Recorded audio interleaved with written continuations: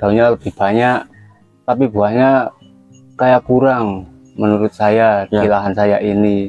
Kalau yang dulu yang dari toko itu daunnya yang berkurang tapi buahnya yang banyak. Oh ya. Sebaliknya itulah. Ya. Orang dulu bilang modal sapi pulangnya marmut. Ya. Kalau yang sekarang kan ya alhamdulillah. Kalau panen itu ya tergantung kita kasih makan tanaman. Ya.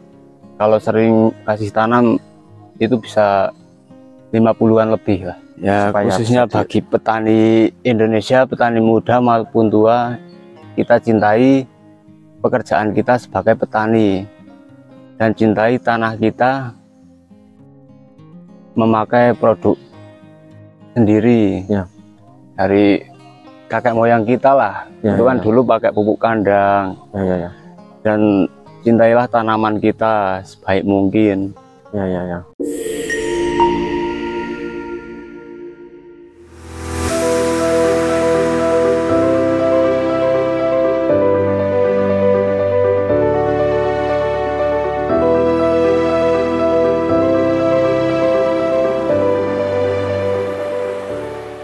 Assalamualaikum warahmatullahi wabarakatuh.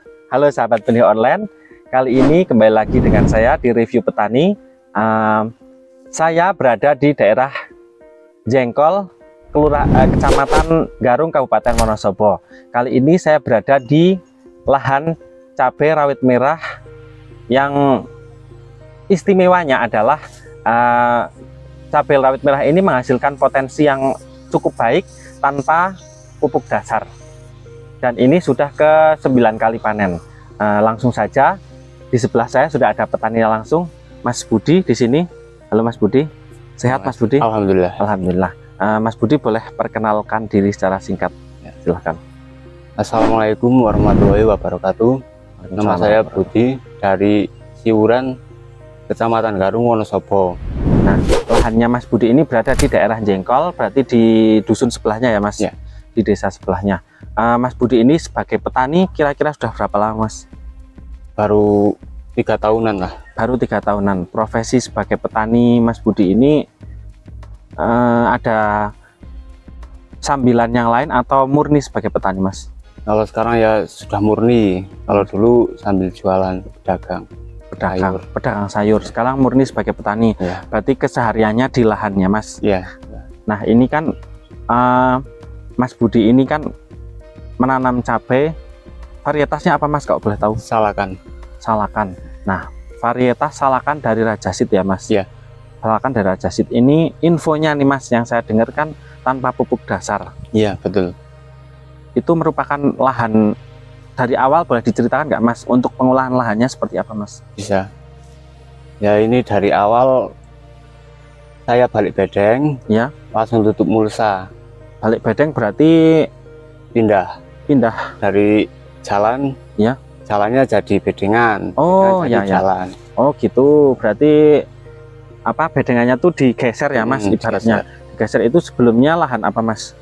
Dan dulu cabai rawit merah, langsung balik bedeng terus tutup mulsa. Ya. Lahan ke berapa Mas kalau boleh tahu? Ini lahan kedua. Lahan kedua. Awalnya berarti olah lahan sebelum ini.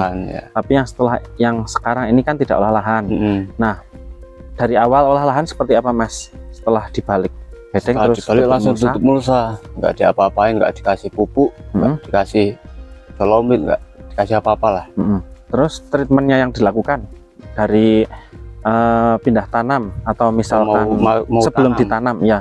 Sebelum ditanam, jarak sebelum seminggu itu ya, saya kocor pakai racikan lah ya, M4 itu M4.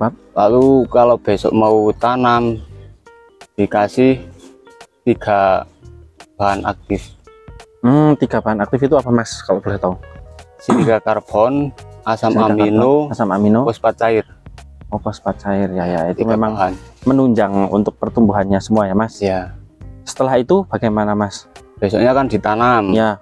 Nah, selang 5 hari itu kocor pakai fosfat cair sama asam amino. Kocor fosfat cair dan asam amino. Kalau boleh tahu mereknya yang digunakan? Mordenfol sama Vigorin. Mordenfol sama Vigorin dari Mitra Merdeka Tani teman-teman. Ya. Nah setelah selang 5 hari lagi kocor itu lagi digorin sama asam amino sampai umur 15 hari. Iya. Lalu 25 hari kocor pakai urin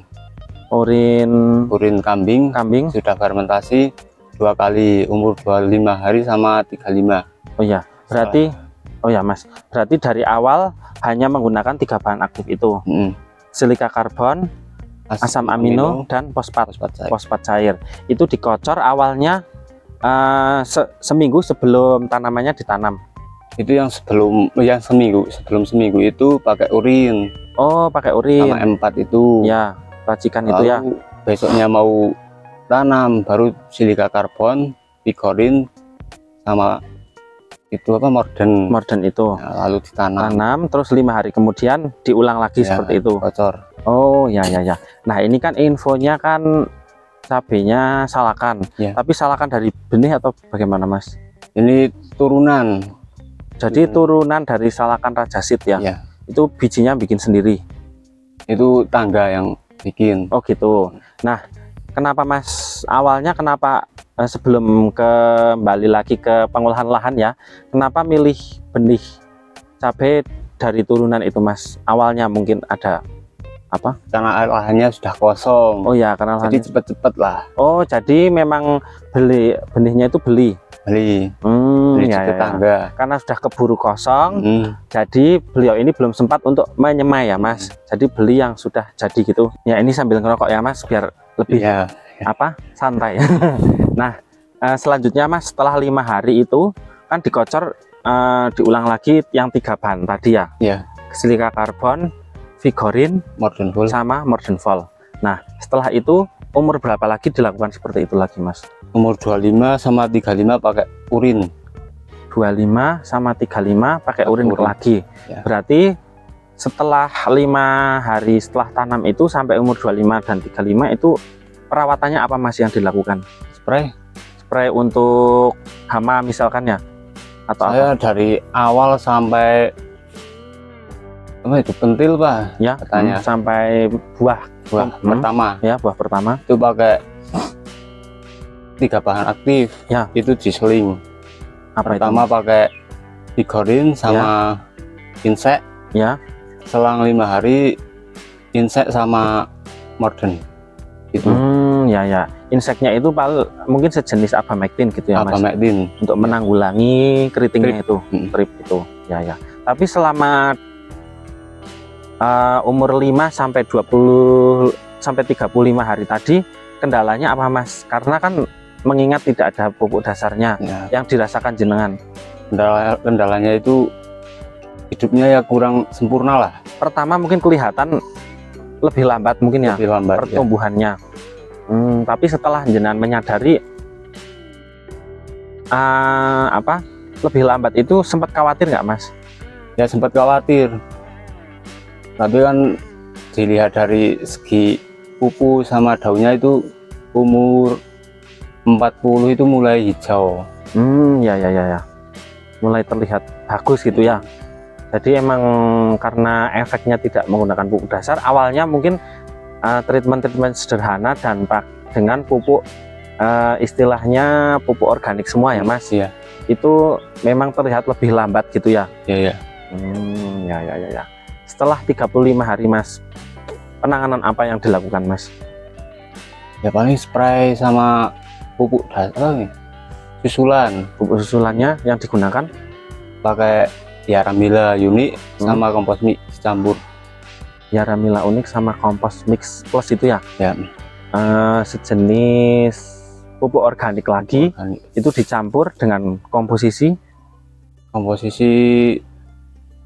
berapa kilo itu ya? Kalau 40 kilo itu paling 15 kilo. 15 kilo uniknya Yaramila unik. Nah itu kemudian dikocor atau ditaburkan Mas? Ditabur per tanamannya?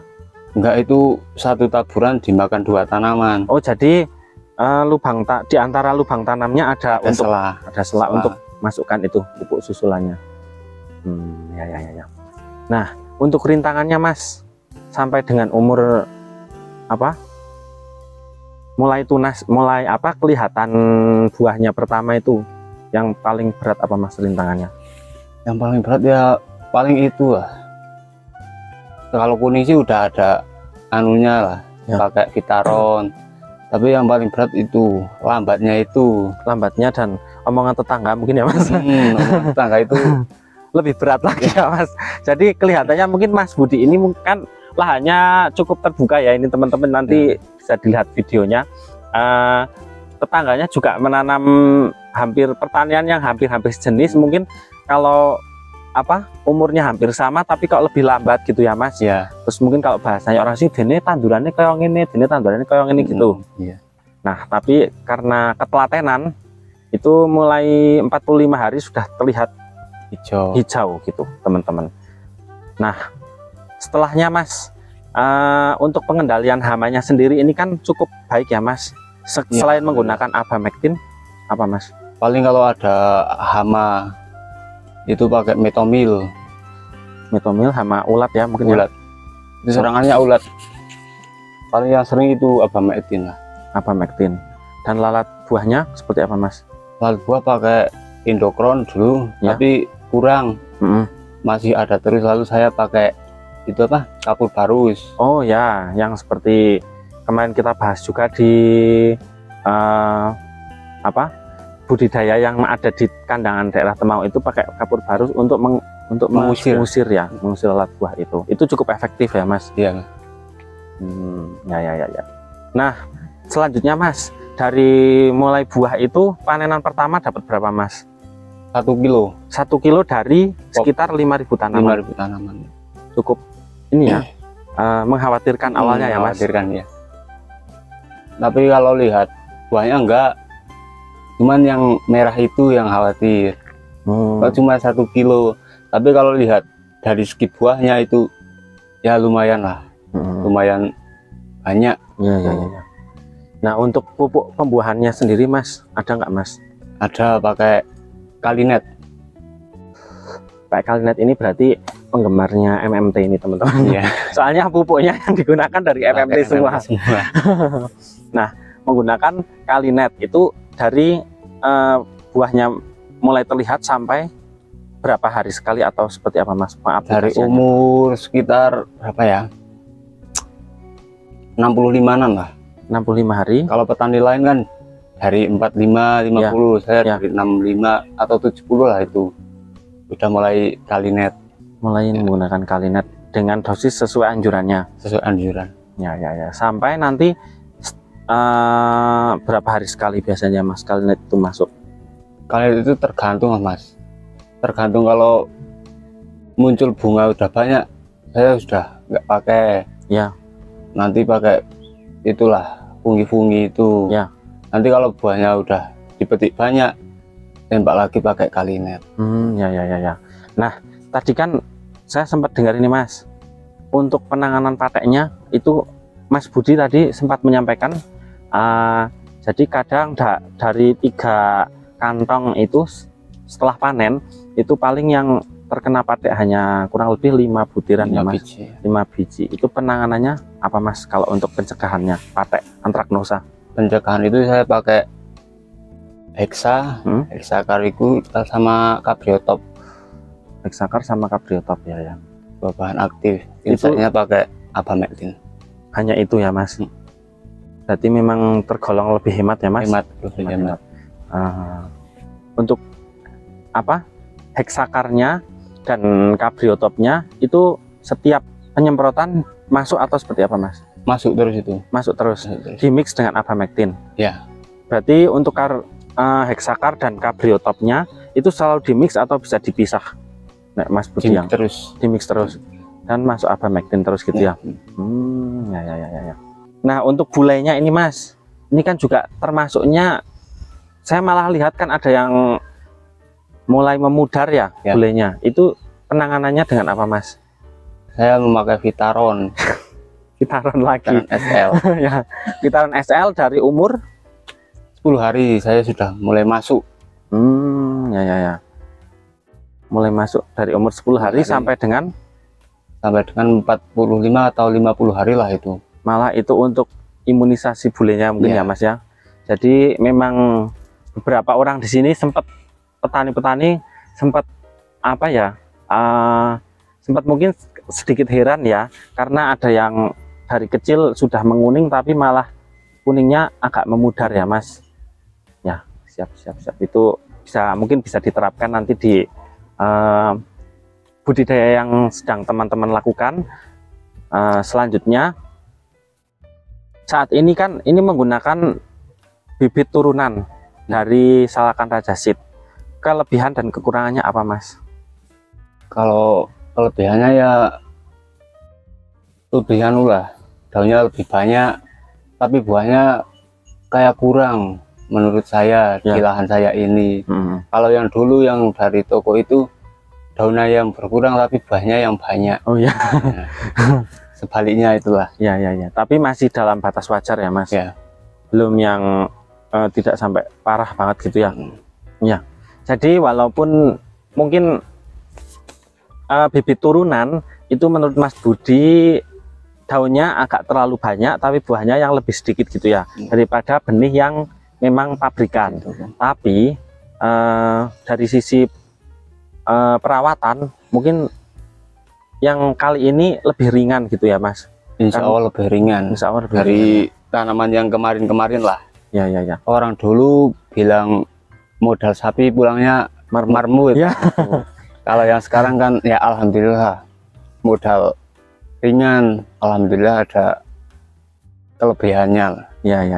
Nggak harus, intinya bertani mungkin nggak harus modalnya besar ya Mas. Iya. Kalau kita mau belajar kan juga mungkin jenengan menerapkan ada metode apa Mas yang jenengan anut selama ini gitu kira-kira? Saya dulu sebelum kenal YouTube-nya Mas Udin itu dari Mitra Merdeka Tani, itu ya pakai pupuk dasar, pakai pupuk kimia saya terapkan, tapi hasilnya ya nggak sesuai. Ya. Tapi setelah lihat Profesor Udin itu kasih saran, itu saya terapkan, saya nyontoh itulah Mas Udin. Ya. Dari awal. Ya. Jadi memang sebisa mungkin kita tuh menerapkan dengan modal sekecil-kecilnya ya Mas. Ya. Dan apa yang bisa kita manfaatkan di sekitar kita, misalkan kayak jenengan kan pakai urin kambing ya Mas, difermentasi dan lain-lain seperti itu untuk mengurangi konsumsi kimia dan untuk meringankan biaya yang sebelum untuk melakukan budidaya ini. Ya. Nah, mungkin bisa di ini Mas, diberikan sedikit gambaran cara membuat pupuknya itu seperti apa Mas? Itu pakai pupuk urin kambing. Ya. Saya campur pakai asam humat. Ya. Power Soil dari Mitra Merdeka Tani. Ya. Dan M21 Decomposer. Oh ya. Itu perbandingannya seperti apa Mas? Boleh nggak Mas? Nggak rahasia atau Mas ini? Enggak. Oh enggak. Itu urinnya 25 liter. Ya. Power Soilnya kasih 250 gram. Ya. M21 Decomposer dikasih kalau nggak salah 20 tutup. 20 tutup yang M2 komposernya itu ya. Tutupnya itu. Ya. Terus difermentasi selama 7 hari saya gunakan. Selama 7 hari ditutup rapat gitu ya. Ya. Terus digunakan. Nah, pencampuran dengan airnya seperti apa Mas? Pencampuran air kalau mau dikocor itu 200 ml per 20 liter air. Itu untuk kocor. Kalau untuk spray sama 200 ml per 20 liter. Berarti dari awal jenengan menggunakan pupuk racikan tersebut kira-kira sampai ini berapa kali panen sih Mas? Nah, ini sudah 9 kali panen. 9 kali panen, jenengan sudah gunakan berapa kali Mas? 4 kali dari awal. Dari awal sudah menggunakan 4 kali selain didukung dengan produk-produk yang tadi Mas Budi sampaikan itu, gitu ya teman-teman. Selanjutnya ada nggak sih Mas? Ini kan sebagai petani mungkin kan punya target dari 5.000 tanaman ya, 5.000 tanaman atau sekitar 3 roll ya. Itu targetnya berapa Mas? Sampai berapa kali panen atau seperti apa? Kalau panen itu ya tergantung kita kasih makan tanaman. Ya. Kalau sering kasih tanam itu bisa 50-an lebih lah.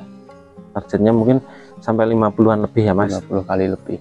Yang mendasari optimis itu mungkin karena Mas Budi mementingkan makanan yang ada di dalam tanah ya Mas? Ya. Kunci awalnya memang dari semua, mungkin dari penanganan penyakit dan lain-lain. Kalau tanamannya sudah sehat, makanannya sudah baik, itu mungkin nanti insya Allah jadi lebih baik semua. Jadi mungkin seperti antraknosa dan lain-lain lebih mudah juga untuk dikendalikan ya Mas. Yang terakhir ini Mas, ada pesan-pesan nggak Mas buat petani atau teman-teman yang sedang melakukan budidaya? Ya khususnya bagi petani Indonesia, petani muda maupun tua, kita cintai pekerjaan kita sebagai petani dan cintai tanah kita, memakai produk sendiri ya, dari kakek moyang kita lah ya, itu kan ya. Dulu pakai pupuk kandang ya. Dan cintailah tanaman kita sebaik mungkin ya, supaya tanamannya juga sehat dan mencintai kita ya. Ya, itu dari pesan Mas Budi. Mungkin cukup sekian dari bukan mengupas tuntas, cuman ngobrol-ngobrolnya, sharing-sharingnya. Semoga apa yang tadi diobrolkan bisa menginspirasi teman-teman yang nonton channel Benih Online. Kalau misalkan suka, bisa di like.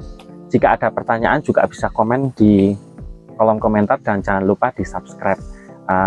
Mungkin cukup sekian Mas Budi. Semoga hasil panennya melimpah dan dihargai sesuai dan layak ya Mas ya. Bisa untuk bekal bertani ke depannya. Ya, siap. Terima kasih Mas Budi, sehat-sehat selalu. Assalamualaikum warahmatullahi wabarakatuh.